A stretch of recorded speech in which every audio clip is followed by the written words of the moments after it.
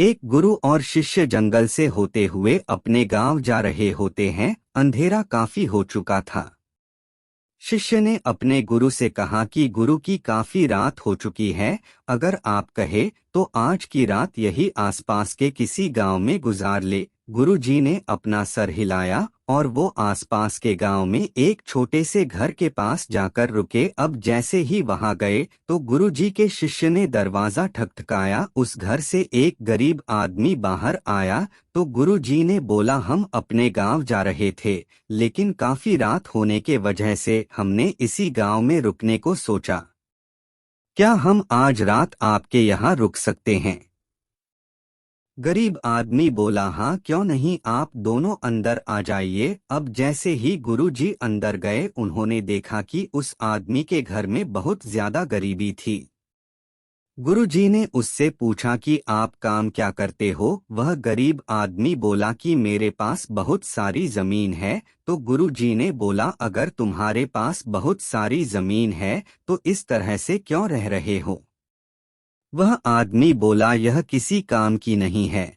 गांव वाले बोलते हैं कि ये बंजर जमीन है, यहाँ पर कुछ भी नहीं उगाई जा सकती है और वहाँ फसल उगाना बहुत बड़ी बेवकूफ़ी है।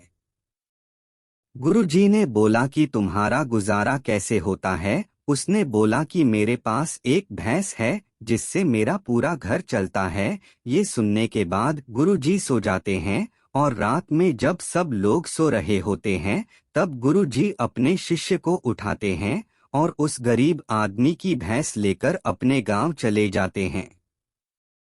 शिष्य अपने गुरु से पूछता है कि गुरुजी, कहीं आप ये गलत तो नहीं कर रहे हैं? उस गरीब आदमी की रोजी रोटी इसी भैंस की वजह से चलती है। तो गुरुजी अपने शिष्य की तरफ देखते हैं और मुस्कुराते हुए आगे बढ़ जाते हैं।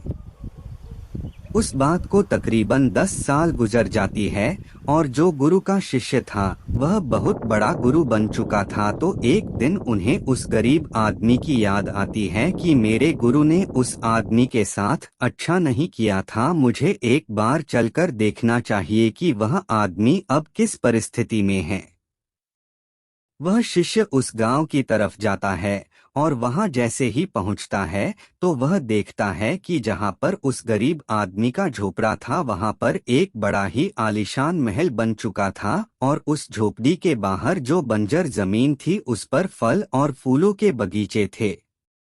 तभी उधर से उस घर का मालिक आता है। शिष्य उसे पहचान लेता है और उस आदमी को बोलता है, तुमने मुझे पहचाना? मैं अपने गुरुजी के साथ आया था, हमने एक रात के लिए आपके यहाँ रुके भी थे। वह आदमी उसे पहचान लेता है और बोलता है कि उस रात में आप कहाँ चले गए थे?